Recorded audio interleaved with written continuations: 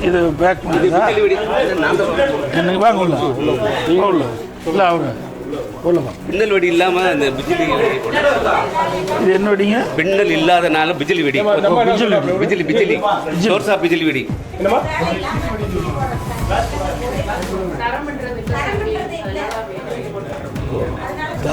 சரம் பின்னல் பின்னல் வெடி பின்ன விடல. ஓ ஏன் பின்ன விடல? கவர்மெண்ட்ல பின்ன விடல. சுப்ரீம் கோர்ட் வந்து சரவெடி பின்னக்கூடாதுன்னு சொல்லுவாங்க. ஓ அதனால தொழில் பாதிப்பு வந்து ரொம்ப இருக்காது. இப்போ நிறைய வெடிக்குது போனோம்லாம். அதுதான் தெரியாமல் வெடிக்கிறது. சாரம் வைக்கிற பாருங்க, கள்ளச்சாரம் வைக்கிற பாருங்க.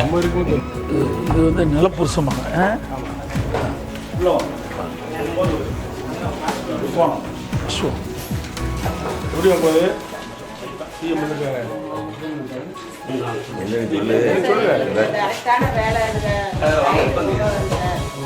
வேலை வாய்ப்பு கம்மியாக அதுக்காகவே இந்த லைஃப் ரொம்ப அதிமுக ஆட்சியில் அண்ணன் முதலமைச்சர் நடந்துச்சு. அப்படியே அதெல்லாம் கரெக்டாக இருந்துச்சு. அதுக்கப்புறம் இப்போ ரொம்ப மோசமாக இருக்குல்ல. எங்களுக்கு வாழ்வாதாரமே இதுதான், வேற எதுவும் கிடையாது. இதை விட்ட எங்களுக்கு வேற வேலை கிடையாது. அதனால இந்த வேலை எங்களுக்கு நல்லபடியாக கொடுக்கணும். ரைடு பயங்கரமாக வருது. இதனாலே எங்களுக்கு வேலை செய்ய முடியல.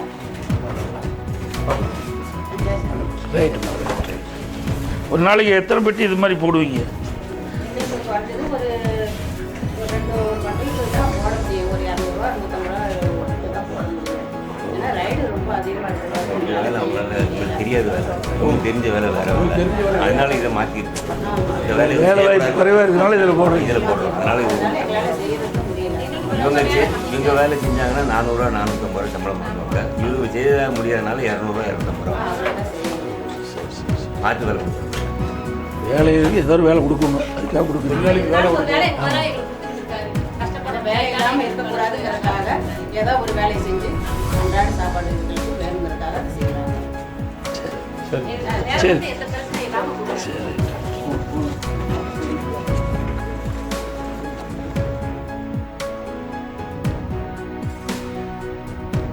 என்னம்மா இருக்கீங்க? கோருமா கோரு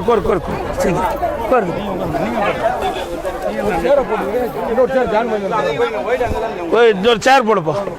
இந்த தொழில் எப்படி இருக்குது? உங்களுடைய கருத்தை சொல்லுங்க. உங்ககிட்ட வந்து நீங்கள் இந்த தொழிலில் எப்படி நிலைமை இருக்குது, இந்த தொழில் உங்களுக்கு இப்போ தற்போது எப்படி இருக்குதுன்னு நீங்கள் சொன்னீங்களா தானே தெரியும். பயமில்லாத சொல்லலாம். இப்போ வேலை வாய்ப்பு எப்படி இருக்குது? இந்த தொழில் ஒன்று தான் தெரியும், மற்ற தொழில் உங்களுக்கு தெரியாதா?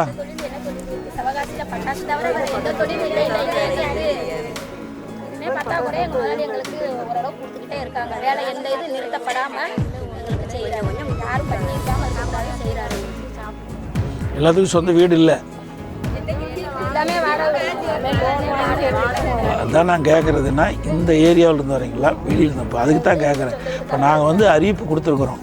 அதாவது சொந்தமாக அந்த ஏரியாவில் இருந்தால் அவங்களுக்கு இடம் வாங்கி நாங்களே காங்கிரீட் வீடு கட்டி கொடுக்குறோம். அதுக்காக தான் இந்த கேள்வி கேட்டேன். இதான் ஃபியூச்சரில் நாங்கள் செய்கிறதுக்கு, எதிர்காலத்தில் செய்கிறதுக்கு தான் இந்த கேள்வி கேட்டோம். அதிமுக ஆட்சி வரட்டும், என்னென்ன முடியுமோ பெண்களுக்கு செஞ்சு கொடுக்குறோம். முக்கியமாக ஏழைகளுக்கு தேவையான திட்டங்களை கொடுப்பது தான் எங்களுடைய நோக்கம். அதுக்கு தான் புரட்சித் தலைவர் எம்ஜிஆர் அவர்களும் அம்மா அவர்களும் பாடுபட்டாங்க. அதே வழியில் எங்களுடைய ஆட்சி அமைந்த பிறகு இது மாதிரி தொழில் புரிகின்றவர்களுக்கு பாதுகாப்பு, அவர்களுக்கு தொடர்ந்து வேலை கொடுக்கறது, இதையெல்லாம் எங்கள் ஆட்சியில் செயல்படுத்துவோம்.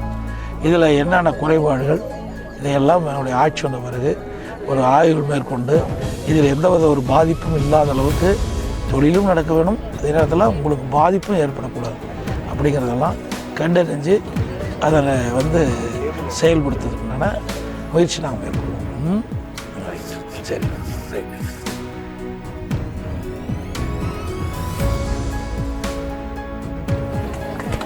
சரி அப்படியே இருங்க. நீங்கள் நான் உங்களோட உட்காந்து ஃபோட்டோ எடுத்துக்கிறேன். ஒரு 2 சேர் மட்டும் விடுங்க. முன்னாடி போட்டுக்கலாமா? அப்படியே உட்காருங்க. அப்படியே உட்காருங்க.